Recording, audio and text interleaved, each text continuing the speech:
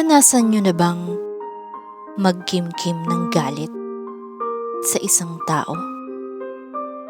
Kasi ako, oo. Ako si May, 24 years old, taga Masbate. Bata pa lang ako namatay na ang tatay ko. Iyong nanay ko naman, nakapag-asawa ng isang biyudo na may 2 anak na babae, sina Mika at Marie. Halos hindi nalalayo ang mga edad namin, kaya sabay-sabay na kaming lumaki at nagdalaga.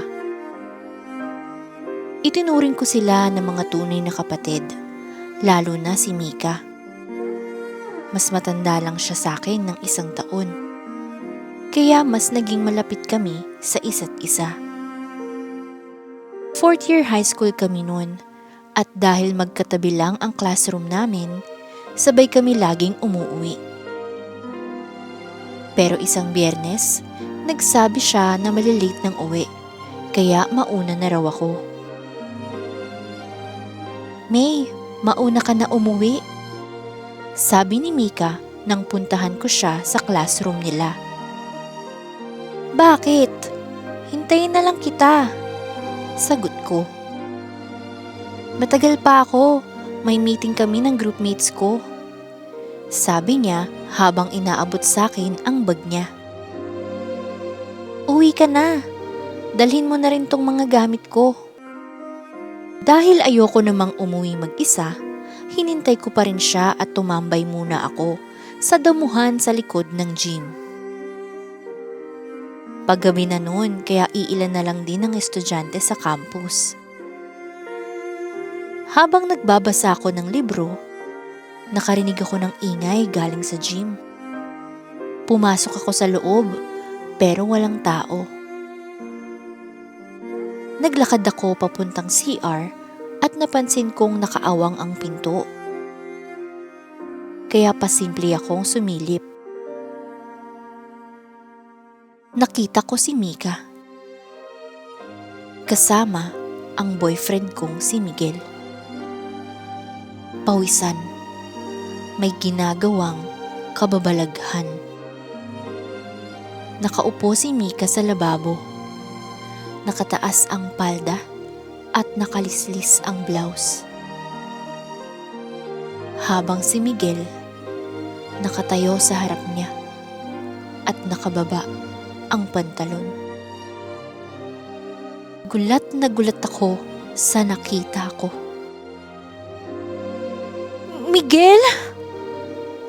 Nanginginig ang boses na tawag ko. Sabay silang lumingon. Ako naman, mabilis na tumakbo. Gusto kong umiyak. Gusto kong sumigaw. Gusto kong murahin silang dalawa. Pero hindi ko nagawa.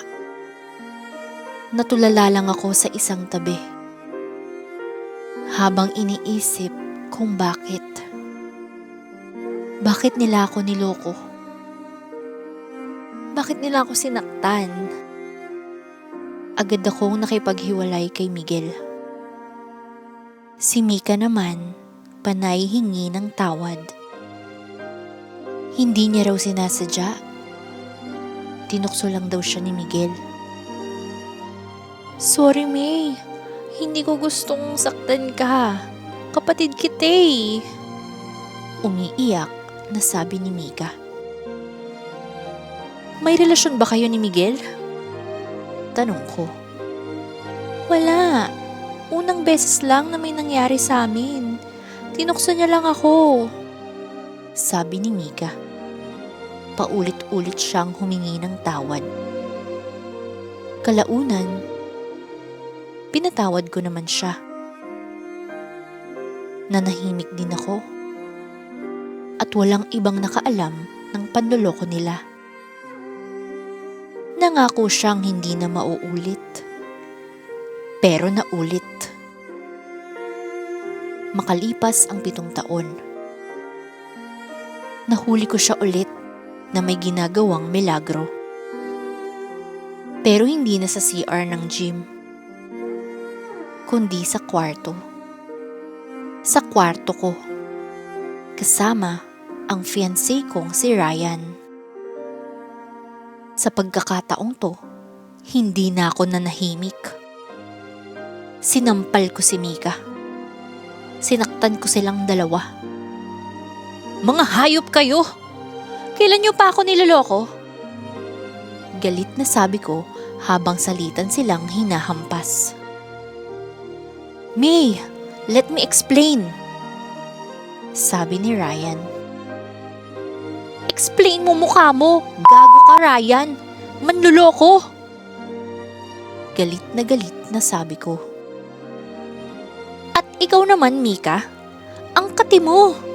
Ina ka! Akala ko nagbago ka na. Ahas ka pa rin palang hayop ka. Sigaw ko habang galit na sinasabunutan ang kapatid ko. Sorry, May. Hindi ko sinasadyang saktan ka. Patawanin mo ko. Umiiyak na sabi ni Mika. Lumayas kayo. Ayoko nang makitang pagmumukha nyo kahit kailan. Layas! Sigaw ko habang itinataboy sila palabas ng kwarto. Gaya ng nangyari noon kay Miguel, nakipaghiwalay rin ako kay Ryan. Hindi ko na rin kinausap si Mika. Umalis ako sa probinsya namin at dito na sa Maynila namuhay ng mag-isa. Sa pagkakataong to, hindi ko na kayang magpatawad. Hindi ko na kayang magtago ng sama ng loob. Habang buhay kong kikimkimin ang ginawa sa akin ni Mika. Habang buhay kong dadalhin itong galit sa puso ko.